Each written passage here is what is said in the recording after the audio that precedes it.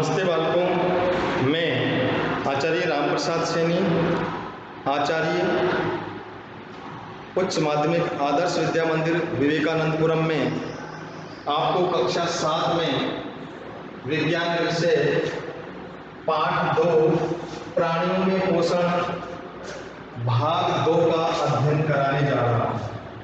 बालकों, मुझे आशा ही नहीं पूरा विश्वास है आप यदि इस वीडियो को ध्यान से देखने का प्रयास करेंगे और पिछले वीडियो को आपने यदि समझने का प्रयास किया होगा तो जो ये भाग 2 है ठीक प्रकार से आपको समझ में आएगा।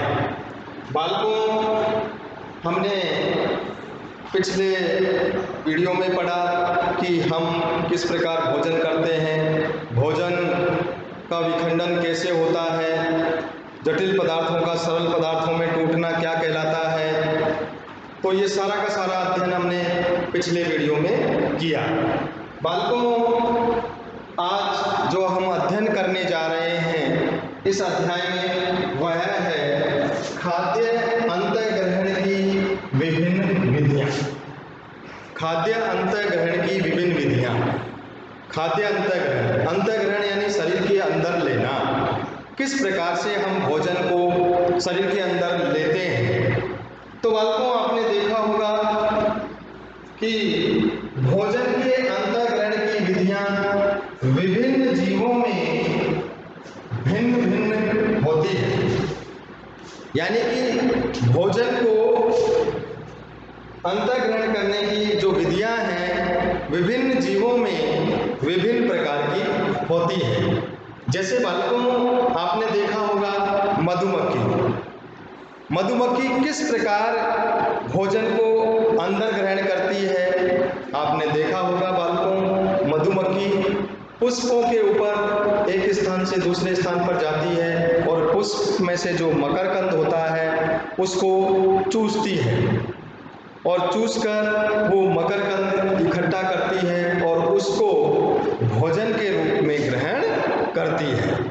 ठीक उसी प्रकार यदि हम देखते हैं कि अजगर जैसा जो प्राणी है, जो सर्प है, अजगर है, वो अजगर किस प्रकार से भोजन को अपने शरीर के अंदर ग्रहण करता है, इसके बारे में हम अध्ययन करेंगे। बालकों, अजगर जब किसी प्राणी का या किसी जीव का जब शिकार करता है तो शिकार को सीधा मुख के द्वारा निगल जाता है, यानी उसको मारकर सीधा निगल जाता है। तो ये अजगर के भोजन को का अंतःग्रहण करने की विधि है कि अजगर किस प्रकार से भोजन का अंतःग्रहण करता है। ठीक उसी प्रकार आपने देखा होगा कि कुछ ऐसे जलीय जीव होते हैं, यानी जल के अंदर रहने वाले जो जीव होते हैं उन्हें हम जलीय जीव कहते हैं।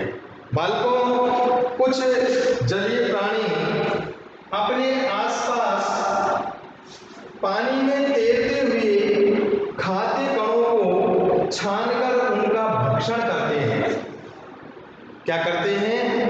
जल के अंदर जो खाद्य कण होते हैं जो तैरते रहते हैं उनको छानकर वो भोजन के रूप में ग्रहण करते हैं। ऐसे ही जो पानी में तैरते हुए खाद्य कणों को छानकर वो उनका भक्षण करते हैं। तो ये जल के अंदर जो जीव रहते हैं किस प्रकार से वो भोजन का अंतःग्रहण करते हैं। तो बालकों, आपसे पूछा जाए कि तितली किस प्रकार से भोजन का अंतःग्रहण करती है, यानी पुष्पों पे बैठकर वो मकरकंद को चूसती है। ठीक प्रकार से अब अगला पूछा जाए आपसे कि अजगर किस प्रकार से भोजन का अंतःग्रहण करता है। तो अजगर जो होता है वह शिकार को सीधा निगल जाता है। क्या कर जाता है? शिकार को सीधा निगल जाता है और निगलने के बाद में फिर वो उसका अंदर ही अंदर विघटन होता रहता है, पाचन होता रहता है और वो इस प्रकार से अपना भोजन ग्रहण करता है। ऐसे ही पानी में रहने वाले जो जीव जंतु होते हैं कुछ तैरते हुए खाद्य कणों को छानकर उनका भक्षण करते हैं। जलीय जो प्राणी होते हैं वो जल में तैरने वाले खाद्य कणों को छानकर उनका भक्षण करते हैं। अब यदि हम आगे अध्ययन करें कि मानव में पाचन किस प्रकार से होता है, बालकों आपने देखा होगा मनुष्य में भोजन का पाचन किस प्रकार से होता है, भोजन को पाचन की कौन कौन सी विधियां हैं जिसके द्वारा मानव भोजन का पाचन करता है। तो इसमें जो पहला जो पाचन मानव के जो पाचन है होता है, भोजन करते हैं, तो पहला जो पॉइंट है हमारा है मुख गुहिका। क्या है? मुख गुहिका। आपने देखा होगा जब हम भोजन करते हैं तो मुख के द्वारा भोजन का अंतःग्रहण करते हैं, यानी जो ग्रसिका होती है मुंह के द्वारा हम भोजन को लेते हैं, ग्रसिका के द्वारा भोजन फिर हमारा ग्रास नली से होता हुआ आमाशय में पहुंचता है। आमाशय के बाद में फिर भोजन कहाँ जाता है? क्षुद्रांत। क्षुद्रांत को कहते हैं बालकों हम छोटी आंत। इसके बाद में फिर भोजन जाता है वृद्धांत यानी बड़ी आंत। बड़ी आंत के अंदर भोजन जाता है और फिर मल द्वार के द्वारा सीधा बाहर निकल जाता है। तो आपने देखा होगा भोजन का जो पाचन होता है आमाशय, और पाचक रस जटिल पदार्थों को सरल पदार्थों में बदल देता है। जो कहाँ हमारा जो आमाशय होता है उसमें पाचक रस बनता है, वो पाचक रस क्या करता है? जटिल पदार्थों को सरल पदार्थों में बदल देता है। क्या कर देता है बालकों? जटिल पदार्थों को सरल पदार्थों में बदल देता है। तो मुख गुहिका के द्वारा हम भोजन का अंतःग्रहण करते हैं, फिर ग्रास नली से होता हुआ भोजन कहाँ जाता है बालकों? आमाशय में।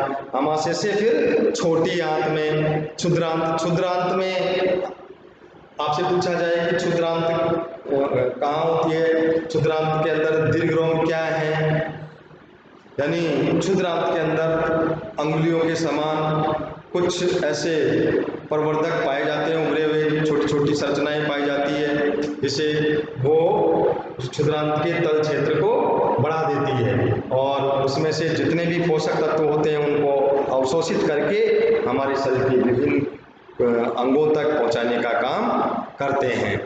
तो बालकों आज के इस वीडियो में हमने अध्ययन किया कि प्राणियों में पोषण किस प्रकार से होता है, खाद्य अंतःग्रहण की विभिन्न विधियां कौन कौन सी हैं, इसके बारे में भी हमने अध्ययन किया।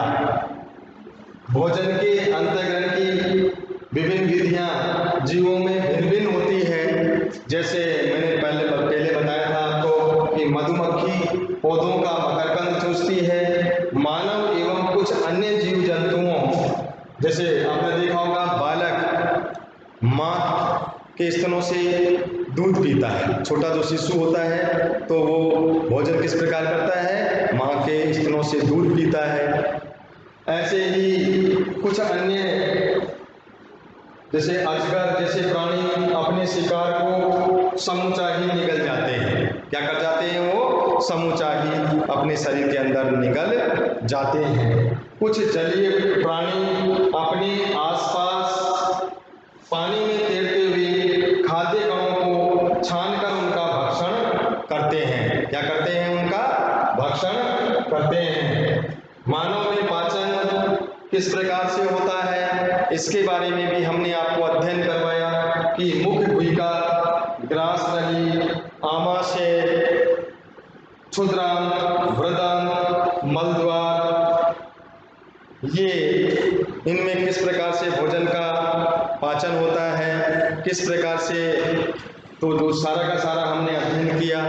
मुझे आशा ही नहीं पूरा विश्वास है बालकों आप इस वीडियो को ध्यान से समझने का प्रयास करेंगे। यदि आप इस वीडियो को ध्यान से देखेंगे, ध्यान से समझेंगे तो ये वीडियो आप लोगों के लिए बहुत ही लाभदायक सिद्ध होगा और इसके अंदर जो छोटे क्वेश्चन बनते हैं उनको भी आप ठीक प्रकार से समझने का प्रयास करें। क्रमबद्धता से यदि आप इन वीडियो को देखेंगे, समझेंगे तो परीक्षा में आपके अच्छे अंक प्राप्त होंगे और आप बहुत अच्छे अंकों से उत्तीर्ण होंगे। मुझे आशा ही नहीं पूरा विश्वास है बालकों आप इस वीडियो को ध्यान से देखेंगे समझेंगे, समझने का प्रयास करेंगे। धन्यवाद। जय हिंद, जय भारत।